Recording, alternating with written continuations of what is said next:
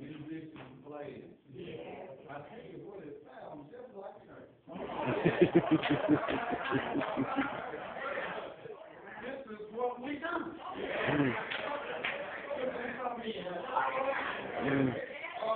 Somebody came in with burdens, but we want you to go out with a lifted up hand. That'll be on your track all week. And you come to the hospital to get some help. I said last Sunday, when somebody is sick, over in the middle of the night, they'll get up and go to the emergency room. But while you are in the emergency room, there are a lot of other sick folk around you. All diseases are contagious. You may not come and leave the same way. You may pick up something. Is that all right? You may pick up the germ and take it back home with you. Look, in church in the same way. A lot of sick folk in church. They come for one thing and they sing it out. I came to tell you this morning that Jesus is on the night.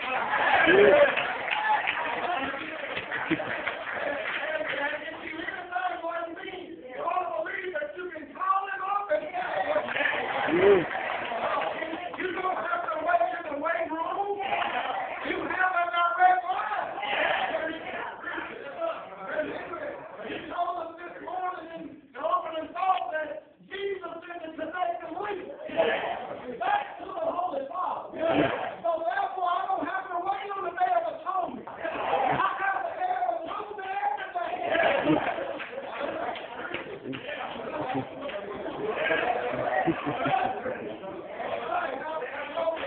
My pastor told me, he said, Reverend, take a right to read. Is that all right? We're not going to prolong the time. Because God been good to us. I came with one thing on my mind this morning, and that was to have church. What you had on, you was going to be dug out with your Easter suit, or your Easter dress. I came to let you know that an Easter suit or an Easter dress ain't going to get you to heaven.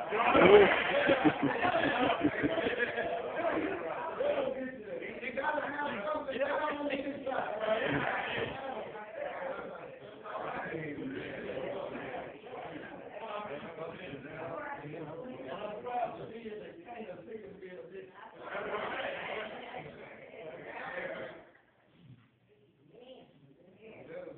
Before I go any further, I thank God for my life.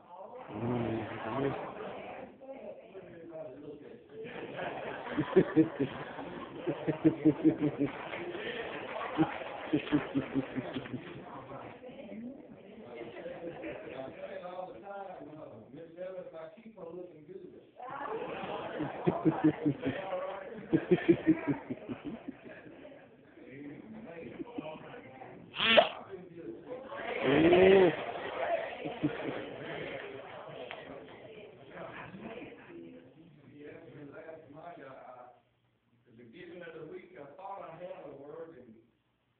God wouldn't let me bring that word. I said, okay, I'm just a little like that.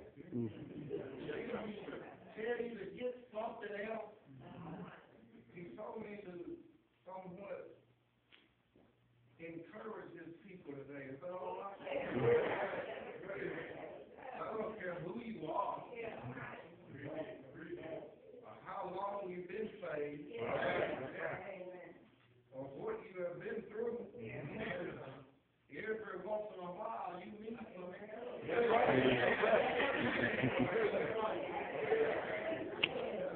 And what is it? What always comes from the person sitting beside you?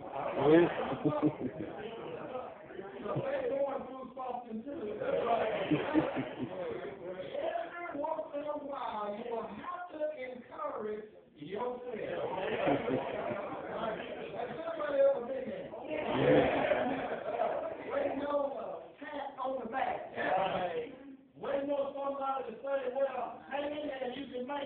But that's not always going to happen. Because your neighbor could be going through something worse than what you're going through. And if you share what you're going through with them, anytime they have to say.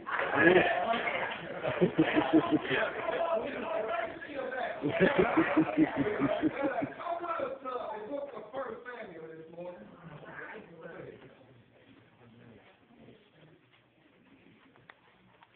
1 Samuel chapter 30.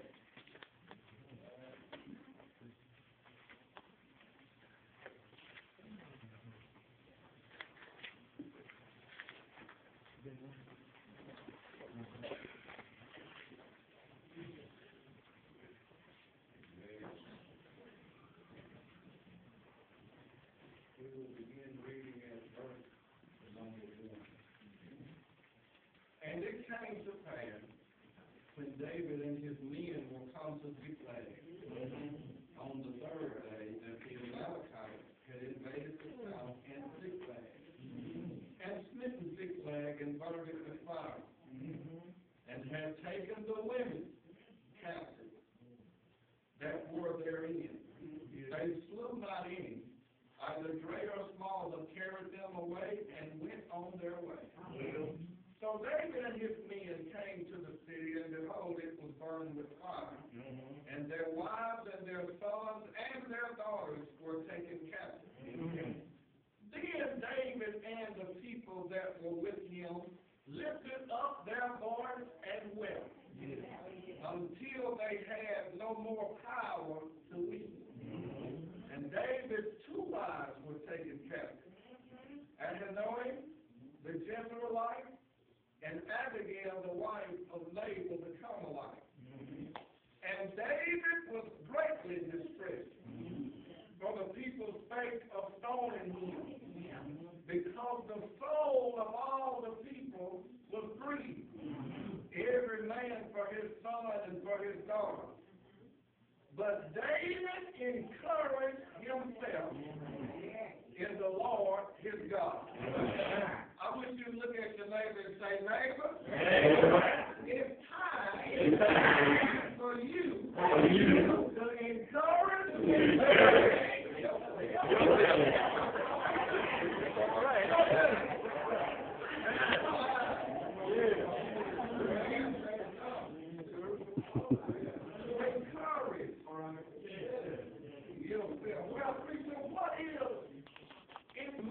What does it mean to be encouraged? Means to inspire with courage and hope, to stimulate, to inspire. Courage is the ability to conquer fear or despair. Courage is bravery. Courage is having the will to stay. Because the devil tries to attack the mind in 3 categories. He comes to attack with fear. And so many times he can get you scared. Instead of fighting, you'll back up in a corner somewhere. He comes and attacks the mind with discouragement. Because don't fool yourself, if God's people become discouraged, then the devil is winning the fight. It's bad so many times to see a church filled with discouraged and fearful people. Instead of putting the devil on the run, we start running. Instead of fighting against the enemy, we crawl up in a corner somewhere and let the enemy start whooping on us. The devil fights the mind with unbelief.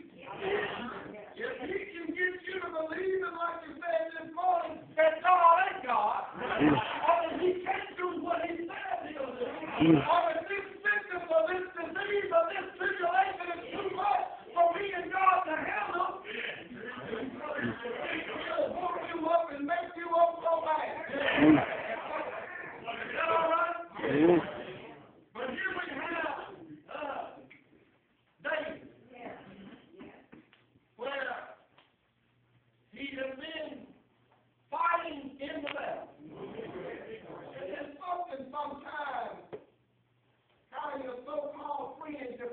friends. Ones that you grew up with. The ones that when they got in trouble, you had their back.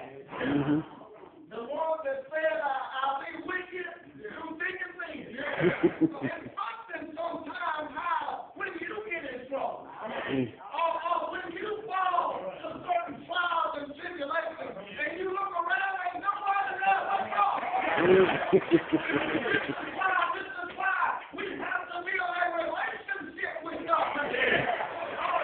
When we call on him, we know he comes.